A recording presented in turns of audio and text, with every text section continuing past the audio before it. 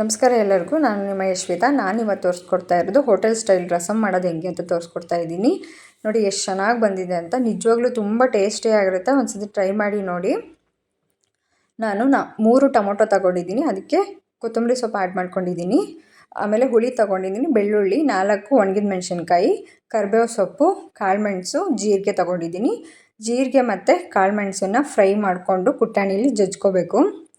ಹಂಗೆ ಬೆಳ್ಳುಳ್ಳಿನ ಮಿಕ್ಸ್ ಮಾಡಿಕೊಂಡು ನೋಡಿ. ಕಾಳುಮೆಣಸು ನಿಮ್ಗೆ ಎಷ್ಟು ಖಾರಕ್ಕೆ ಬೇಕೋ ಅಷ್ಟು ತೊಗೊಳ್ಳಿ. ನಾನು ಸ್ವಲ್ಪನೇ ತೊಗೊಂಡಿದ್ದೀನಿ ಕಾಳುಮೆಣಸು. ಇವಾಗ ಒಂದು ಪಾತ್ರೆ ಇಟ್ಕೊಳ್ಳಿ. ಪಾತ್ರೆ ಇಟ್ಕೊಂಡು ಕಾಳುಮೆಣಸು ಮತ್ತು ಜೀರಿಗೆನ ಫ್ರೈ ಮಾಡ್ಕೋಬೇಕು. ಇವಾಗ ಫ್ರೈ ಮಾಡ್ಕೊತಾ ಇದ್ದೀನಿ. ಸ್ವಲ್ಪ ಲೈಟಾಗಿ ಫ್ರೈ ಮಾಡ್ಕೊಳ್ಳಿ. ಇದು ಇವಾಗ ಆಗಿದೆ. ಕುಟ್ಟಾಣಿಗೆ ಹಾಕ್ಕೊಳ್ಳೋಣ. ಇದನ್ನು ಸಣ್ಣಕ್ಕೆ ಜಜ್ಕೋಬೇಕು ಬೆಳ್ಳುಳ್ಳಿ ಹಾಕ್ಕೊಂಡು. ನೋಡಿ, ಅಷ್ಟರೊಳಗೆ ಅದೇ ಪಾತ್ರೆಗೆ ಆಯಿಲ್ ಹಾಕ್ಕೊಳ್ಳಿ. ಆಯಿಲ್ ಹಾಕ್ಕೊಂಡು ಸಾಸಿವೆ ಹಾಕ್ಕೊಳ್ಳಿ. ಸಾಸಿವೆ ಸಿಡಿದ್ಮೇಲೆ ಕರಿಬೇವು ಸೊಪ್ಪು ಹಾಕ್ಕೋಬೇಕು. ಆಯಿಲ್ ಎಷ್ಟು ಬೇಕೋ ಅಷ್ಟು ಹಾಕ್ಕೊಂಡು ಕರಿಬೇವು ಸೊಪ್ಪು ಹಾಕ್ಕೊಳ್ಳಿ. ಆಮೇಲೆ ಮೆಣಸಿನ್ಕಾಯಿ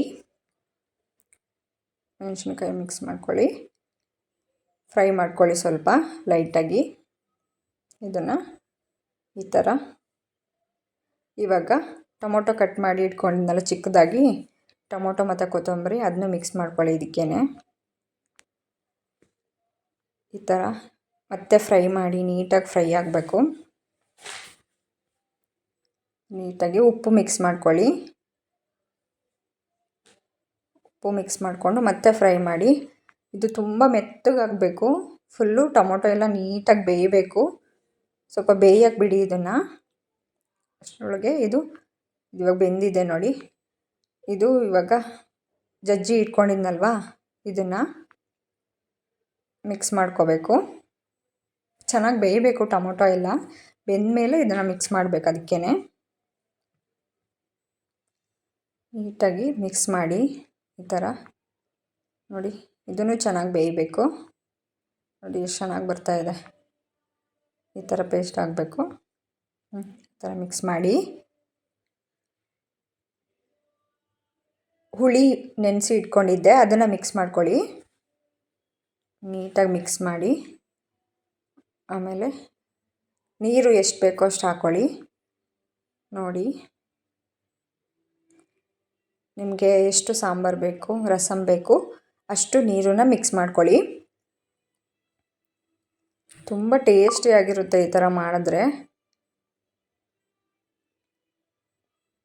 ಬಿಸಿ ಬಿಸಿ ರೈಸ್ಗೆ ಹಾಕ್ಕೊಂಡು ತಿಂದರೆ ತುಂಬ ಚೆನ್ನಾಗಿರುತ್ತೆ. ಇದ್ರ ಜೊತೆ ಹಪ್ಪಳ ಇದ್ರೂ ಚೆನ್ನಾಗಿರುತ್ತೆ ನೋಡಿ. ಆಮೇಲೆ ಉಪ್ಪು ಮಿಕ್ಸ್ ಮಾಡಿಕೊಂಡೆ ನಾನು. ಉಪ್ಪು ನೋಡಿ ಎಷ್ಟು ಬೇಕೋ ಅಷ್ಟು ನೋಡಿ ಹಾಕ್ಕೊಳ್ಳಿ. ಮತ್ತು ಇದು ಕುದಿಯಕ್ಕೆ ಬಿಡಿ. ಚೆನ್ನಾಗಿ ಕುದಿಬೇಕು. ಈ ಥರ ಕುದೀತಾ ಇದೆ ನೋಡಿ. ಇದಿವಾಗ ಆಗಿದೆ. ಎಲ್ಲ ಫುಲ್ ಕುದ್ದಿದೆ. ಈ ಥರ ರೆಡಿಯಾಗಿದೆ ರಸಮ್ಮು. ನೋಡಿ ಎಷ್ಟು ಚೆನ್ನಾಗಿ ಬಂದಿದೆ. ಇವಾಗ ಬಿಸಿ ರೈಸ್ ಮಾಡಿಟ್ಕೊಂಡಿದ್ದೆ ನಾನು. ಸರ್ವ್ ಮಾಡ್ಕೊಳ್ಳೋಣ. ನೋಡಿ ಎಷ್ಟು ಚೆನ್ನಾಗಿ ಬಂದಿದೆ. ಒಂದ್ಸತಿ ಟ್ರೈ ಮಾಡಿ ನೋಡಿ. ನಿಜವಾಗ್ಲೂ ಚೆನ್ನಾಗಿರುತ್ತೆ ಈ ಥರ ರಸಮ್ ಮಾಡಿದ್ರೆ. ಮಕ್ಕಳು ಕೂಡ ತಿಂತಾರೆ. ಕೋಲ್ಡ್ ಆದಾಗಲೆಲ್ಲ ತುಂಬ ಚೆನ್ನಾಗಿರುತ್ತೆ ತಿನ್ನೋಕ್ಕೆ. Thank you for watching.